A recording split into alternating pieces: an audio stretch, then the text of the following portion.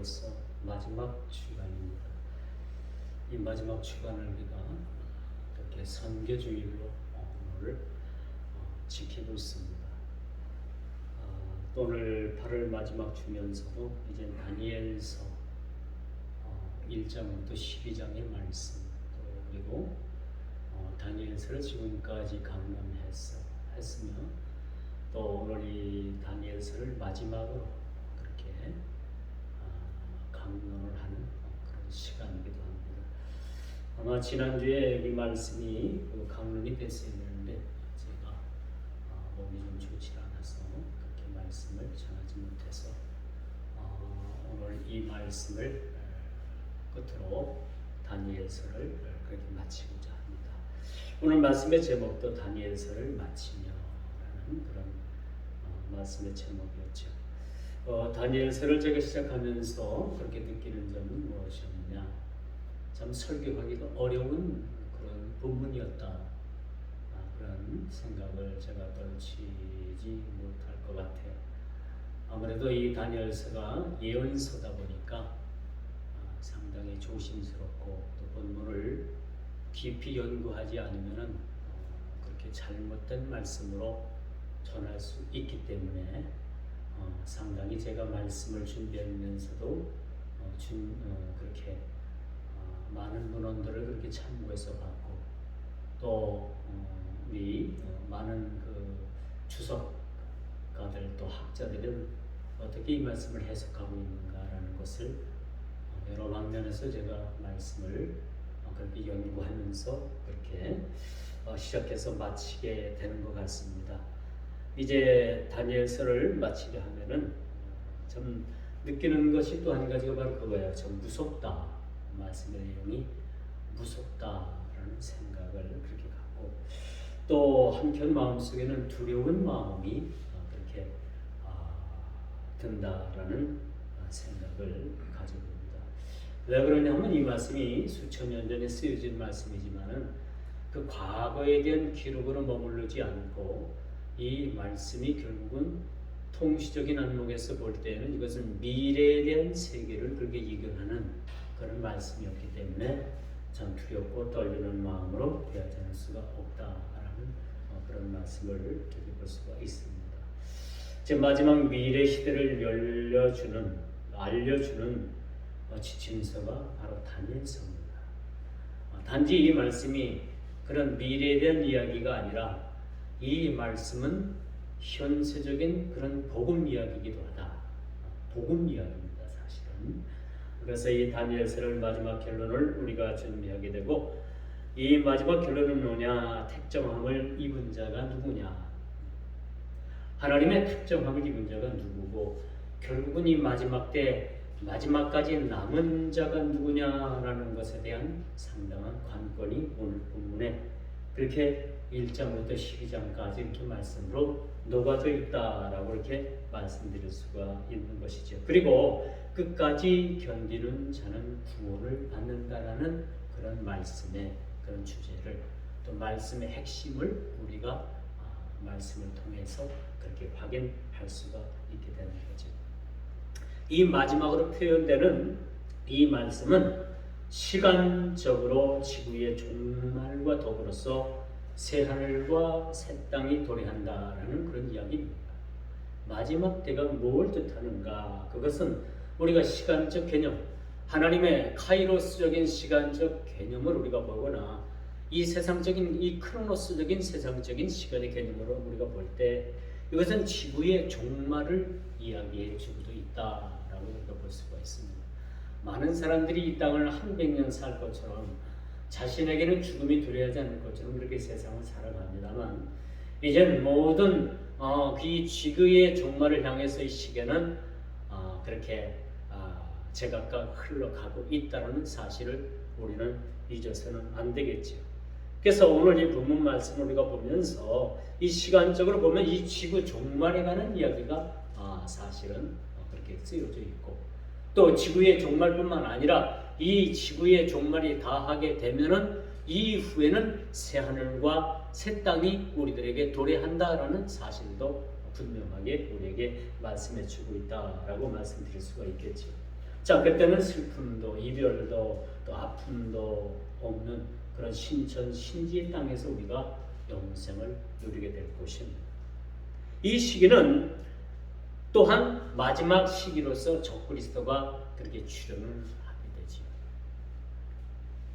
이 적그리스도 강력한 세계에 이런 어떤 사탄의 정부가 그렇게 서게 되면서 많은 사람들을 미혹하게 된다는 사실이죠.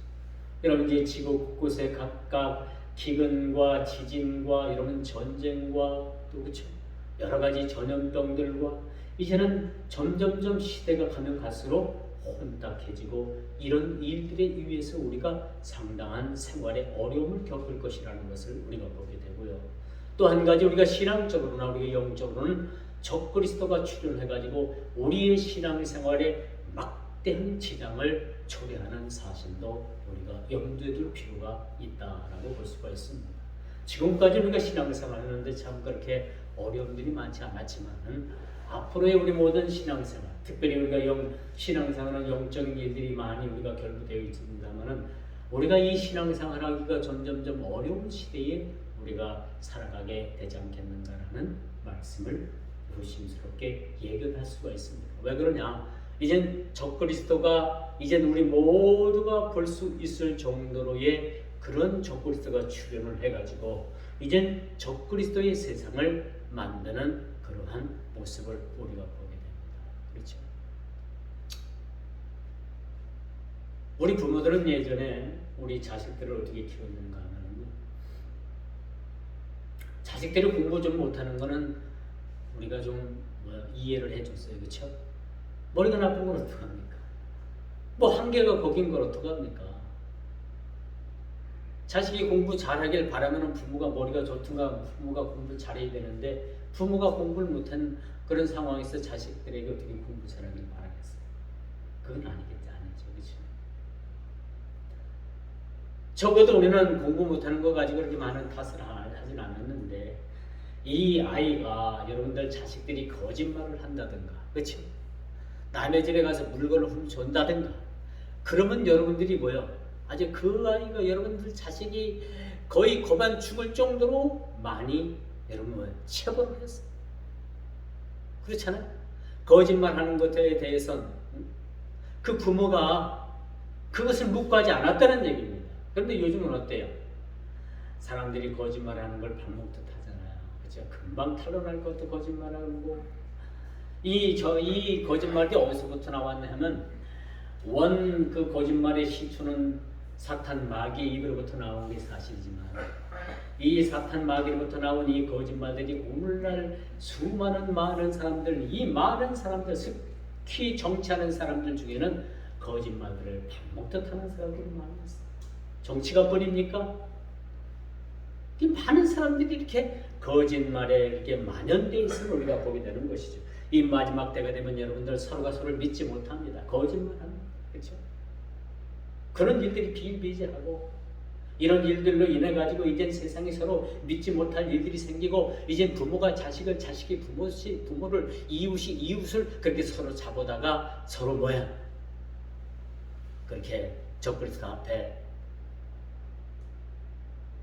그렇게 그들을 세우는 일들이 비일비재할 것이라는 것을 우리는 예견하게 되는 거죠. 그때라는 말이 무슨 얘기입니까? 그때 이 마지막 때는 이제는 여러분 점점점 신앙적으로나 모든 종교적으로 혼탁한 시대에 우리가 살아가게 될 겁니다. 점점점 우리의 믿음의 신앙을 지키는 데 있어서의 상당한 어려움들이 이제 있을 것을 우리가 보게 됩니다. 여러분 지금 우리가 성경책을 볼 수 있죠. 이 공적 장소에서 우리가 예배드리고 우리가 찬송 부르고 우리가 마음껏 하나님 앞에 예배하지요. 그러나 이제는 시간이 지나면 지날수록 여러분 교회가 폐쇄가 되고 여러분 가지고 있는 성경책들이 빼앗길 것이고 여러분들이 주일에 지켜야 될 그런 시간들이 여러분 다른 시간들로 대체되고 이런 일들이 이제는 우리가 외면하고 싶어도 점점점 우리를 향해서 다가오고 있는 모습들을 우리는 기억을 해야 된다는 것. 그러므로 여러분 극적인 대립으로 인해서 핍박과 환란이 우리에게 다가옵니다. 지금까지는 우리가 그럭저럭 지낼 수가 있었죠. 그렇죠. 우리가 신앙생활 하는 데 있어서도 그래도 우리가 종교의 자유도 해가지고 누가 교회 다닌다고 해가지고 여러분들이 매질하고 여러분들 머리 끊어가지고 여러분 뭐 핍박하고 여러분들 환란 가운데 두는 그런 사람들은 없어질 겁니다. 그러나 이제는 여러분 곳곳에서 미혹한 일들이 이제 일어나게 됩니다. 큰 환란이 시작이 됩니다. 열왕기하 19장 31절에 보니까 그런 말씀이 있어요. 그들이 남은 자 가운데 나오며 피하는 자는 시온에서 나오게 될 것이라. 최고에 달하는 고난이 시작이 된 이후에 그런 상황이 벌어지게 됩니다. 주께서 티끌 속에 잠자는 자들을 먼저 일으키실 것도 이제 주님 오실 날에 우리가 기대할 일이지만 그 전에 환난과 그런 핍박과 그런 고난이 우리의 신앙을 연단하게 될 것이다. 그럼 우리가 정신 똑바로 차려야 돼요. 이런 환난과 고난과 이런 핍박이 우리 많은 신앙인들에게 있어서 이것이 하나의 시련으로 다가올 수가 있습니다. 그리고 난 다음에 수많은 사람들이 예수 그리스도를 배도하는 일들이 곳곳에서 일어나게 될 것입니다. 그리고 무서운 심판이 있게 됩니다. 무서운 심판. 모든 티끌 가운데서 잠자는 자들이 먼저 그들 무덤이 먼저 갈라지고 그게 1차적인 부활입니다. 그리고 두 번째는 살아있는 자들이 후련히 변하여서 그 예수님의 그러한 심판의 대 앞에 서게 될 것입니다. 대략 우리가 하나님의 심판이라고 하면 뭘 가지고 심판을 하겠어요? 그 사람 사는 인생을 처음부터 끝까지 쭉 들여다보고 좋은 일한 거 나쁜 거 한 거 전부 다 구별해가지고 좋은 일이 더 많으면 봐주고 나쁜 일을 더 많이 한 것 같으면 심판대 세워가지고 심판하고 그런 심판이 아니라는 얘기입니다. 우리 주님께서 오셔서 심판하시는 그 심판의 기준은 뭐냐? 그 심판의 기준은 내가 예수를 믿었느냐 아니 믿었느냐 바로 그걸 가지고 심판합니다. 여러분 믿는 사람만 부활을 하죠. 응? 그렇죠? 응? 아니 어떻게 믿는 사람은 아니요. 마지막 때는 악인도 부활을 하고 죽은 악인도 부활하고 믿다가 죽은 그러한 사람도 부활을 하는데 모두가 부활을 해서 그 부활한 사람이 한쪽에는 영원한 영생에 참여하기 위한 부활을 하게 되고 한쪽의 부활은 뭡니까? 영본에 처하기 위한 영원히 꺼지지 않는 그런 불못에 던져지기 위해서 그들도 부활을 합니다. 무섭죠? 무섭습니다.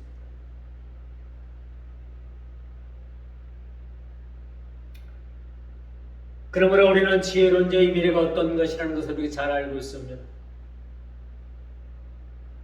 그러므로 우리 주님께서도 너희는 뱀처럼 지혜롭고 비둘기처럼 순결하라라고 이렇게 말씀해 주고 있습니다. 왜 우리가 지혜로운 그런 미래의 삶을 살아야 될 것인가? 왜 우리가 지혜로운 삶을 살아야 될 것인가? 이런 마지막 때에 제가 거듭 말씀드립니다만 적그리스도의 세력들이 출현을 해서 특별히 교회가 큰 고난을 받게 됩니다. 교회가 고난을 받게 됩니다.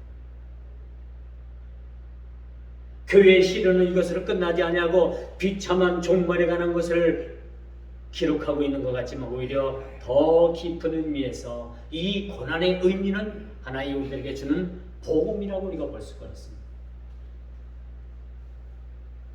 고난이 내게 유익이라는 말씀이 있죠. 이게 바로 복음입니다. 마지막 때에 일어날 이런 우리에게 주는 이 고난이라는 것은 이 고난의 시험을 잘 통과하고 우리가 믿음의 신앙을 지키게 되면요 그것은 우리에게 있어서 마지막 구원으로 하나님께서 보여주게 되는 것입니다. 이게 바로 복음이지. 근데 우리가 지금까지 복음을 어떻게 이해를 했어요? 예수 믿으면 잘 먹고 잘 살고 오래 살고 여러분 모든 사업이 잘 되고 자녀들이 잘 되고, 이 잘못된 복음들은 온통 이것들에게 있어서 초점을 맞췄다는 거예요. 그래서 우리가 복음의 핵심을 놓친 거예요. 복음은 뭡니까? 복음은 우리에게 고난도 따라올 뿐만 아니라 이 고난을 통해서 이 복음이 완성된다는 사실들을 우리가 간과했던 사람들이 많이 있다는 거예요. 지금도 이 자유주의 복음, 자유주의 신앙 노선에서는 바로 그런 것들을 굉장히 중요하게 강조합니다. 이 현세적인 복음입니다. 모든 것이 이 땅에서 잘 되고 이 땅에서 모든 것을 누리고 이 땅에서 영원토록 살아가는 그런 웃지 못할 잘못된 그런 비진리를 전한 적이 많이 있다라는 사실, 이것이 한국 교회가 회개할 일입니다. 그러면 여러분, 그리스도의 승리와 함께 마지막 장은 구원의 노래를 우리들에게 들려주고 있습니다.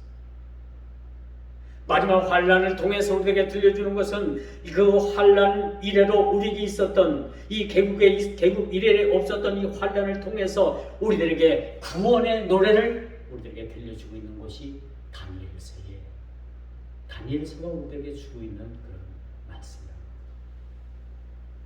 우리들에게 주고 있는 이 경고의 말씀을 통해서 이 모든 고난과 환란 속에서도 우리는 이 말씀 속에서 하나님의 구원의 노래를 들을 수 있는 그런 성도들이 되어야 된다는 거죠. 그런 길을 가지고 우리가 그런 길가 열려 있어야 된다는 사실들을 우리가 기억을 해야 됩니다. 바로 오늘 1절 말씀이 바로 그런 얘기예요. 제가 한번 읽어볼게요. 그때에 내 민족을 후회하는 큰 군주비가 일어날 것이요 또 환란이 있으리니 이는 개국 이래로 그때까지 없던 환란일 것이며 그때에 내 백성 중 책에 기록된 모든 자가 구원을 받을 것이라. 그렇죠? 구원의 노래가 오늘 이 본문 1절에 그렇게 우리를 향해서 그렇게 들려주고 있습니다. 오늘 본문 1절을 통해서 우리가 구원의 노래를 우리가 이 영적인 길을 통해서 우리가 들을 수 있어야 돼요.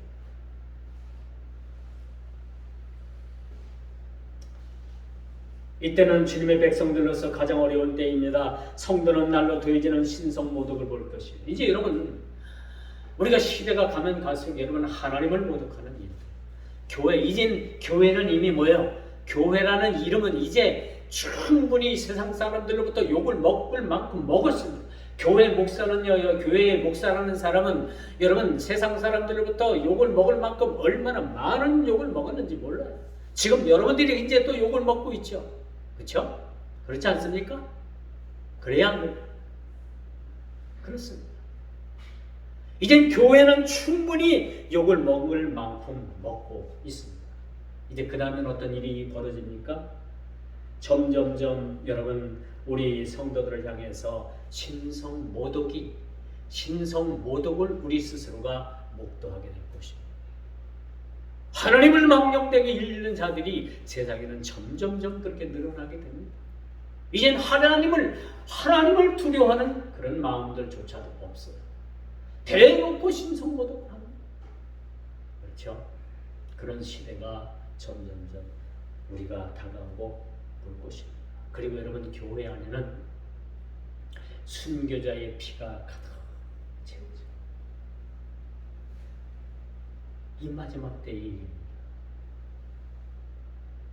교회 안에는 점점점 이젠 신앙을 지키기 위해서 목숨을 버려야 하는 그런 순교자의 피가 점점점 교회 안에 가득 채워질 것이라는 사실도 우리가 기억을 해야 합니다. 이 구원이 어떻게 우리에게 오는지 우리는 아무도 알 수 없습니다.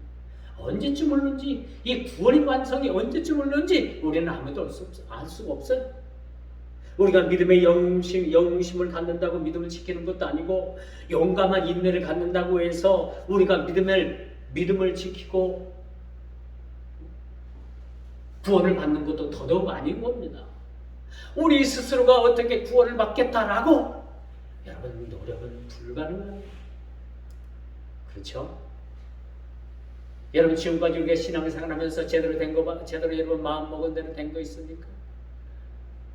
여러분이 뭐 구원받고자 여러분 스스로가 노력해가지고 그 노력의 결과물을 여러분 얻은 적이 있습니까? 없는 거예요. 없어요. 오직 하나님의 은혜가 아니면 불가능해요. 이 구원이라는 거예요. 우리가 이것을 우리 스스로가 설명할 수가 없는 겁니다. 믿음의 영웅심을 갖는다고 해서 되는 일도 아니고 용감한 인내를 갖는다고 해서 되는 일도 더더욱 아닌 거죠. 불가능합니다. 오직 우리 주님의 은혜로만, 하나님의 은혜로만 설명될 수밖에 없습니다. 오직 은혜입니다. 오직 은혜예요. 우리가 이걸 깨달으면 이제 신앙의 자유가 됩니다. 아, 그렇구나. 내가 이거 뭘 이루 보고 내가 이런 것들을 이런 걸 내가 내 스스로 해가지고 구원의 어떤 하나의 창작물로다가 이걸 만들려고 했던 지금까지 나의 노력이 헛수고구나라는 것을 우리가 깨닫게 됩니다. 사랑하는 성도 여러분, 구원은 오직 우리 예수 그리스도 그분의 은혜로만 우리가 구원을 받습니다. 그 어떤 우리의 노력으로 될 수가 없습니다. 우리의 노력이 이것이 구원에 있어서 가미가 된다는 건 우리는 날마다 의심이 돼요. 내가 이렇게 해갖고 구원받을 수가 있나? 아유, 내가 요 정도 분량보다 어떻게 구원받을 수가 있는가? 맨날 여러분 뭐예요? 구원에 대해서 의심하고 앉아있을 수밖에 없는 거예요.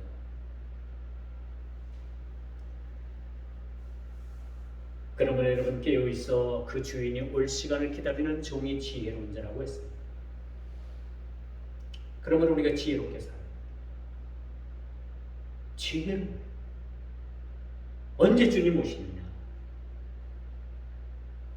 로마서 13장 11절에 보니까 또한 너희가 이 시기를 알거니와 자다가 깰 때가 벌써 되었으니 이는 이제 우리의 구원이 처음 믿을 때보다 가까웠습니다.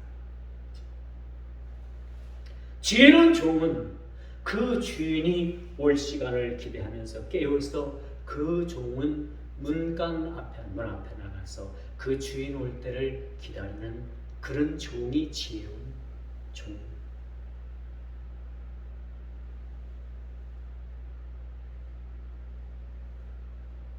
그 지혜로 많은 사람을 주께로 돌아오게 하는 자는 복이 있는 자라고 3절에 그렇게 말했습니다. 그렇죠? 되어 있어요. 많은 사람들을 주께로 돌아오게 하는 자, 그렇죠? 그 사람이 지혜로운 사람이다. 사람들은 빨리 왕래한다고 했지. 오늘 4절의 말씀입니다만 오늘 본문에서 우리가 조금 이제 벗어납니다만 다니엘아 마지막 때까지 이 말을 간수하고 이거를 봉함이라 많은 사람이 빨리 왕래하며 지식이 더하리라. 그렇죠? 그 이제 우리 알레고리카라는 해석은 그런 해석을 해요. 이 마지막 때 자동차가 있고 우주선이 있고 여러분 그렇죠? 얼마나 사람들이 빨리 왕래하고 달립니까? 이건 미래에 대한 예견이라고 그렇게 알레고리카라는 해석은 그렇게 해석을 합니다. 물론 이렇게 해석하는 것이 더 은혜로울 수도 있어요. 그러나 이 말씀은 하나님의 지혜로 우리가 이 땅을 믿음의 신앙을 여러분 지혜로 말미암아 많은 지혜를 우리가 습득하고 시간을 아끼고 때가 가까웠으므로 우리가 지혜롭게 모든 일들을 여러분 우유부단하게 모든 일들을 처리하는 것보다도 지혜롭고 선명하고 스피드 있게 우리 한국 사람들이 빨리빨리 좋아하잖아요. 빨리빨리 좋아하니까 세계에서 가장 여러분 좋은 휴대폰도 만들어요. 그렇죠? 감히 다른 나라에서 만들 수 없는 그런 반도체도 우리가 막 만들어내고 이 빨리빨리 문화에서 이 마지막 때 우리가 살아가는 지혜의 방법도 바로 이런 거라는 얘기죠. 게으름에 빠지지 말고, 게으름에 미끄러지지 말고. 여러분 신앙생활 잘하다가 그 신앙생활에서 미끄러지는 사람들이 얼마나 많은지 몰라요. 이건 불행입니다. 불행이에요. 제발 좀 우리가 믿음의 신앙에서 미끄러지지 말고, 그렇죠? 우리가 경계될 일이라는 사실을 기억을 해야 합니다. 신앙의 나태함, 신앙의 게으름, 이런 것들은 주님 앞에 책망받을 수가 있다는 거죠. 그러므로 여러분, 우리가 깨우고 있어, 그렇지? 오늘 4절의 말씀처럼 사람들이 빨리 왕래한다. 지식을 더하기 위해서 빨리 왕래하고, 지혜를 얻기 위해서 더 빨리 우리가 왕래하고, 이걸 마지막 우리 미래 자동차, 무슨 우주선 그런 걸 이야기하는 것은 우리 개혁주의 신앙에서는 이것을 그렇게 해석하지는 않습니다. 다만 여러분 열렬하게 노력하고 열렬하게 지혜를 위해서 여러분들이 열심히 스피드 있는 그런 삶을 살아가라 라는 말씀. 뱀처럼 지혜롭게, 비둘기처럼 더 순결해야 되죠.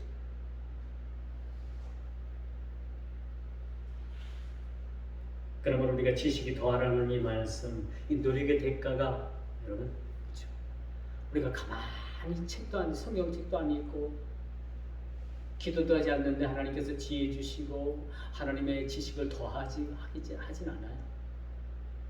여러분 마지막 때 사람들은 어때요? 지식을 위해서 더 빨리 달려갑니다. 여러분들이 더욱더 하나님 말씀 가까이 하고 때를 얻든지 못 얻든지 여러분들이 기도하고, 그렇죠? 여러분 신앙은 여러분 스스로가 그렇게 그 이루어져 나가는 것이지 가만히 누워서 감나무에 감 떨어질 때 기다리면 절대 여러분 입으로 감이 들어오질 않습니다. 그렇죠? 지식을 위해서 여러분들 달려가고 하나님의 지혜를 위해서 더 달려가고, 이게 마지막 때에 여러분들이 우리가 해야 되는 거예요. 결코 게으름에 빠지지 아니하고 결코 은혜에서 미끄러지는 일들이 없는 그런 삶이 필요하다는 거예요. 그렇다면 이제 마지막 남은 과제가 뭡니까? 8절 9절입니다. 우리가 본문에서 읽진 않았습니다만, 그렇다면 우리의 마지막 남은 과제가 뭐냐? 8절 9절의 그 마지막 때를, 주의 재림의 때를 언급하고 있다는 거예요. 그렇죠? 주의 재림의 때. 이런 마지막 때가 되면요, 사람들이 굉장히, 제가 자주 말씀을 드립니다만, 쏠림 현상이 막 일어나요. 쏠림 현상. 사람들이 이쪽 교회로 갔다가 하는 사람들이 저쪽 교회로, 또 저쪽 어디 무슨 동에 가보니까 어디 거기 막 하늘에서 막 불이 떨어지고 안진뱅이가 막 일어나고 막 폐병 환자가 막 죽을 병에 걸린 사람들이 막 암덩어리가 막 그냥 녹아내리고 그렇다더라. 그러니까 막 사람들이 또 그러고 또 가봤어 또 아닌 것 같으니까 저쪽 뒷골목에 어디 있는데 거기 거기에서 또 그렇다더라 하니까 또 그러고 가고 몰래. 이 마지막 때가 되면 여러분 막 사람들이 쏠림 현상이 일어납니다. 이미 그렇게 막 몰려다니는 사람들이 많이 있습니다. 안타깝죠. 저희 시골에도 있고요. 제가 아는 분들 중에서도 있고, 그렇게 몰려다니고 쫓아다녀도 다 거기서 거기 계신 하나님 다르고 또 여기 계신 하나님 다르고 저쪽에 있는 하나님 다르다면 그렇게 몰려다닐 수도 있어요. 그런데 하나님은 한 분이시죠.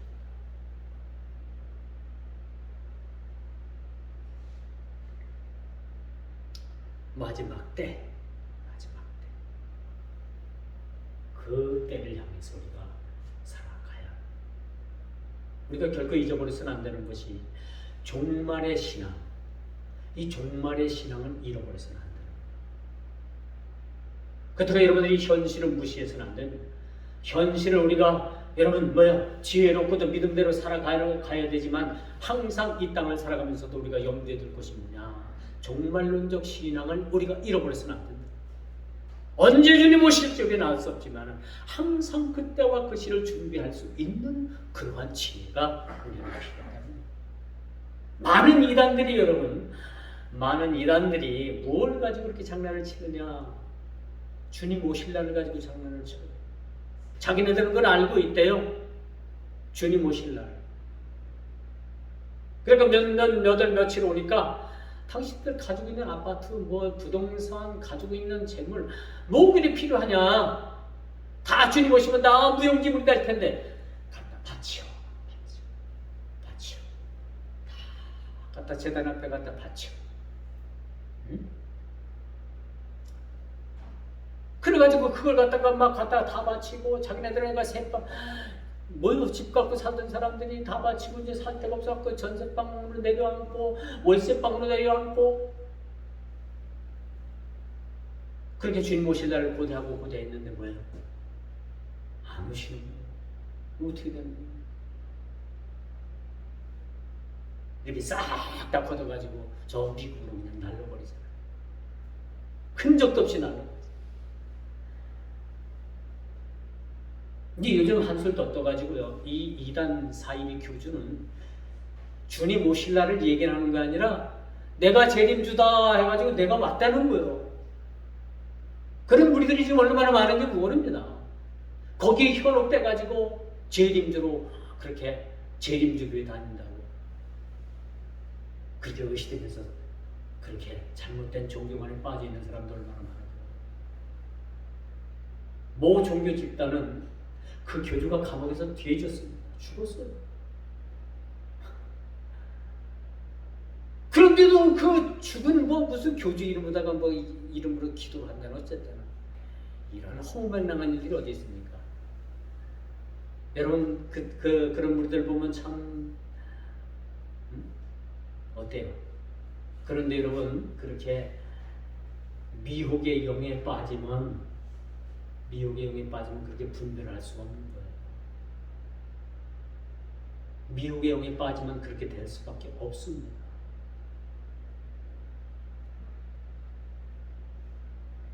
그런데 오늘 본문을 보니까요, 주의 재림과 더불어서 마지막을 장식할 날을 우리 하나님께서 딱 봉인해 놓으시고 아무도 몰라. 우리 하나님 한 분만 알아. 우리 주님 다시 재림할 날. 그렇다면 성경은 왜 이 말씀, 이 오실 날을 왜 봉인했을까? 왜 봉인했을까? 그날을 안다라면 뭐예요? 그날 하루를 위해서 사는 사람들이 많을 것이고 살 사람들이 많이 있기 때문에 봉인해 놓으십니다.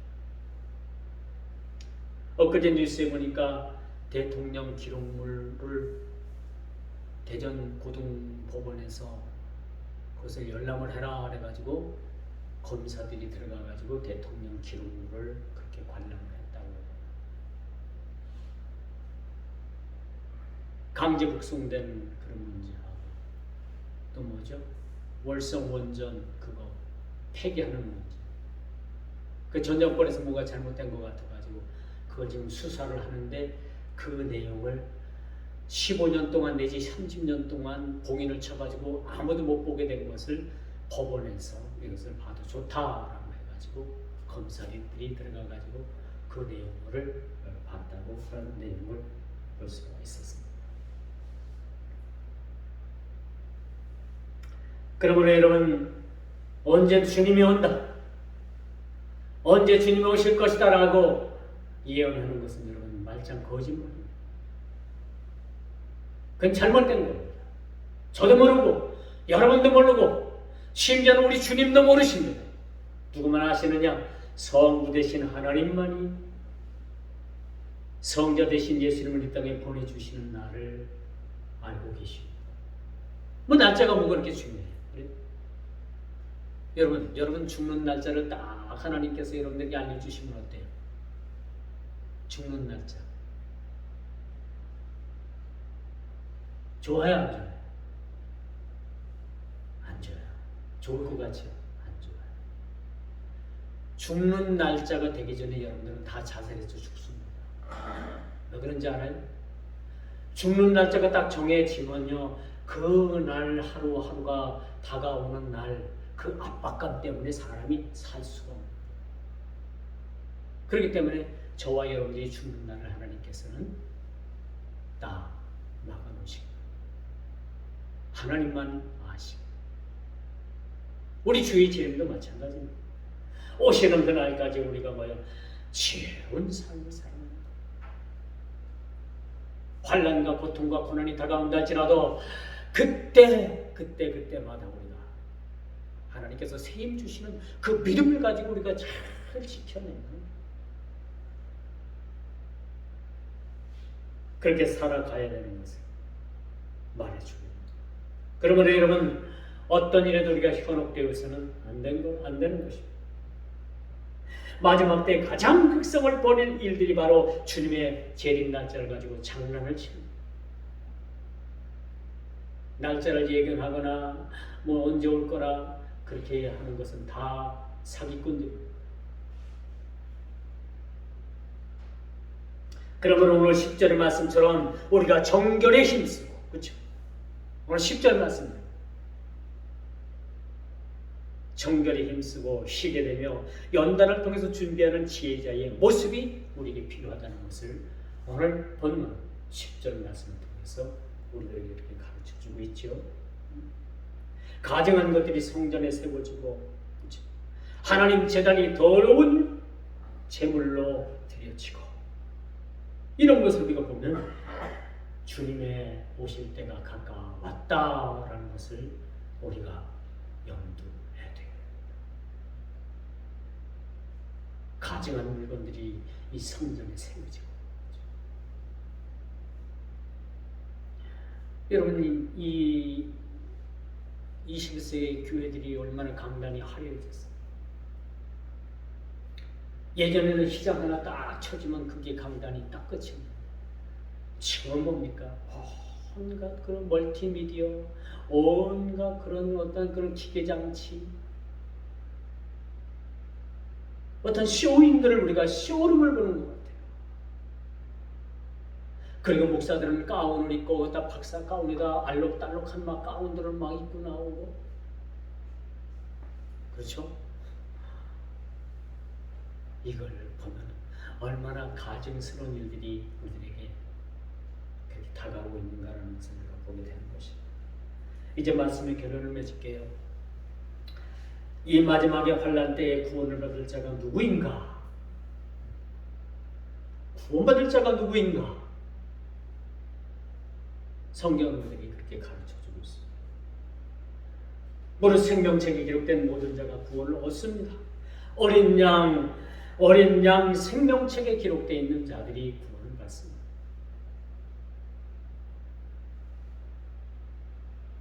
이제 완전히 다른 두 운명의 종류의 사람들이 구별될 날이 올 것입니다. 온 인류의 모든 사람들이 모든 사람들이 부활을 한다고 했잖아요. 그렇죠? 모든 사람들이 부활하죠? 그렇게 자신이 없어요. 여러분들만 부활을 하나? 아니죠. 악인들도 부활하잖아요. 그 부활의 의미가 뭡니까? 하나는 영생을 얻기 위해서 부활을 하고, 하나는 영원한 불못에 던져지기 위해서 부활을 하게 됩니다. 그것이 하나님 심판대에서 결정적으로 갈라지게 됩니다.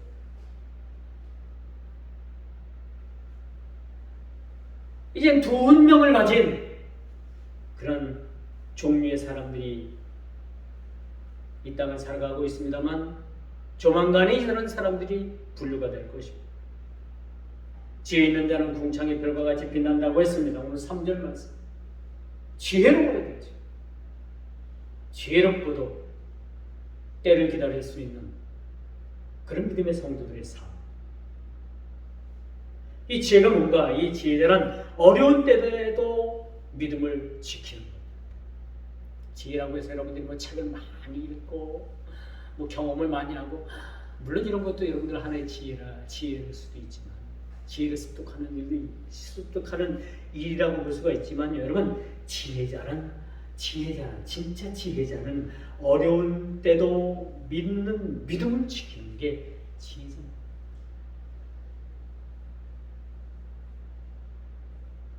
그렇죠? 여러분 믿음 여러분이 지켜야 되지 않겠습니까?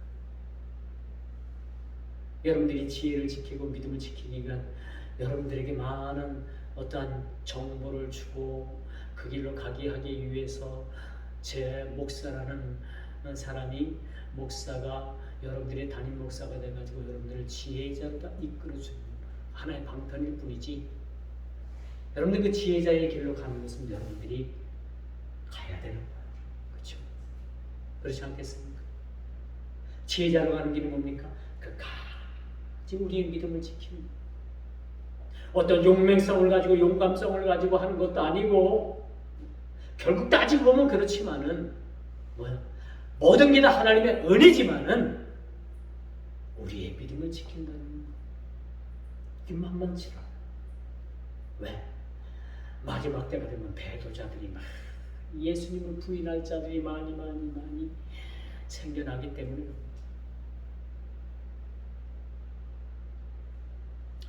오늘 4절 제가 말씀을 조금 전에 언급을 하다가 다 못했습니다만, 이 글을 봉함이라. 이걸 봉함이라.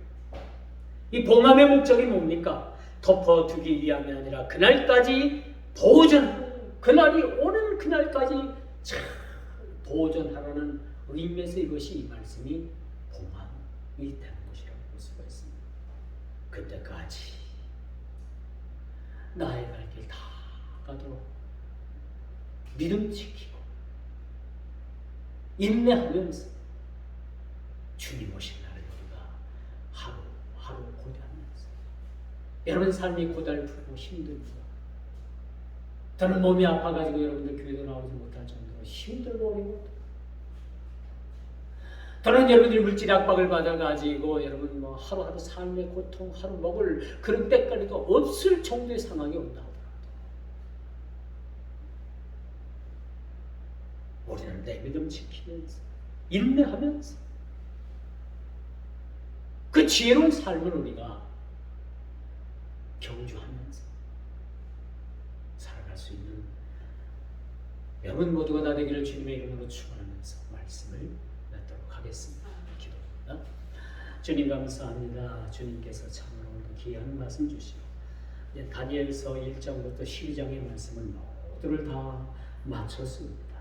아버지 하나님, 설령 저희 잘못된 말씀을 전한 것이 있다면 하나님 모든 잘못됨을 제하여 주시고, 온전히 전한 것만이 우리 성도들의 신비에 가득 채워지게 하시고 저들의 삶의 지표가 되게 해주시고, 믿음 지키는데 큰 영향력 있는 말씀 되게 하여 주옵소서. 주님의 말씀을 배우냈습니다. 아버지 하나님께 온전히 전하지 못한 말씀이 있다면 용서해 주시고, 온전함으로 다시 한번 우리 모든 성도들이 바로 세워질 수 있도록 귀한 말씀으로 역사하여 주옵소서. 예수님의 이름으로 간절히 기도드리옵나이다. 아멘.